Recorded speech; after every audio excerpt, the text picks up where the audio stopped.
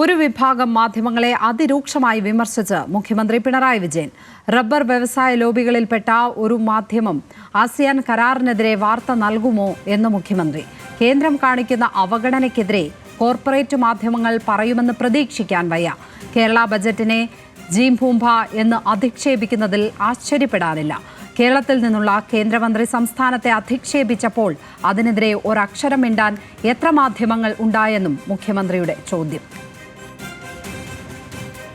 നമ്മുടെ സംസ്ഥാനത്തിന് അർഹതപ്പെട്ട വിഹിതം കേന്ദ്രം നൽകാതിരിക്കുക, കേന്ദ്ര ബജറ്റിൽ കേരളത്തെ പൂർണ്ണമായി അവഗണിക്കുക, അങ്ങനെ വരുമ്പോൾ അതിനെതിരെ എന്തെങ്കിലും ഈ കോർപ്പറേറ്റ് മാധ്യമങ്ങൾ പറയുമെന്ന് നാം പ്രതീക്ഷിക്കുന്നുണ്ടോ? നമ്മുടെ അനുഭവത്തിൽ അങ്ങനെ കാണാൻ കഴിയുന്നില്ല.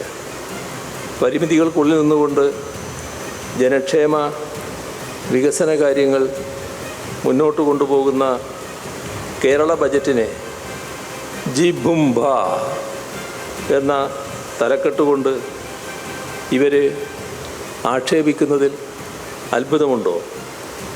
ഇതാണ് നാം തിരിച്ചറിയേണ്ടത്.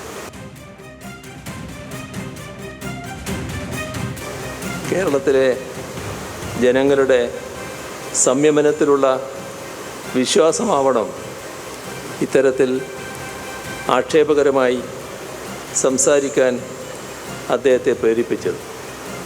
ഇങ്ങനൊരു കേന്ദ്രമന്ത്രി പറഞ്ഞു. അതിനെക്കുറിച്ച് കേരളത്തിൻ്റെ ഭാഗത്തു നിന്ന് മറുപടി പറയാൻ ഇവിടെ എത്ര മാധ്യമങ്ങളുണ്ടായി? കേരള താൽപ്പര്യത്തിൽ ഒരു എഡിറ്റോറിയൽ എത്ര മാധ്യമങ്ങൾ എഴുതി? ഇതാണ് പറയുന്നത്. കോർപ്പറേറ്റ് താൽപ്പര്യങ്ങൾ മാധ്യമങ്ങളെ കീഴടക്കുമ്പോൾ ധ്വംസിക്കപ്പെടുക സംസ്ഥാനത്തിൻ്റെ, രാജ്യത്തിൻ്റെ, ജനങ്ങളുടെ താൽപ്പര്യമാണ് എന്നത്. കേരളത്തിലെ ജനങ്ങളുടെ സംയമനത്തിലുള്ള വിശ്വാസമാവണം ഇത്തരത്തിൽ ആക്ഷേപകരമായി സംസാരിക്കാൻ അദ്ദേഹത്തെ പ്രേരിപ്പിച്ചത്. ഇങ്ങനൊരു കേന്ദ്രമന്ത്രി പറഞ്ഞു. അതിനെക്കുറിച്ച് കേരളത്തിൻ്റെ ഭാഗത്തു നിന്ന് മറുപടി പറയാൻ ഇവിടെ എത്ര മാധ്യമങ്ങളുണ്ടായി? കേരള താൽപ്പര്യത്തിൽ ഒരു എഡിറ്റോറിയൽ എത്ര മാധ്യമങ്ങൾ എഴുതി? ഇതാണ് പറയുന്നത്.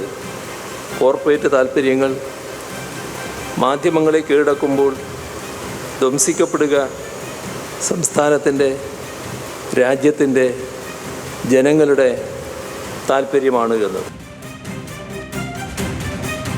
ബിനിൽ ലീല സാബു ചേരുന്നു തിരുവനന്തപുരത്ത് നിന്ന്. ബിനിൽ, രൂക്ഷമായ വിമർശനം തന്നെയാണ് കേരളത്തിലെ മാധ്യമങ്ങൾക്കെതിരെ പിണറായി വിജയൻ ഇപ്പോൾ ഉയർത്തിയിരിക്കുന്നതല്ലേ?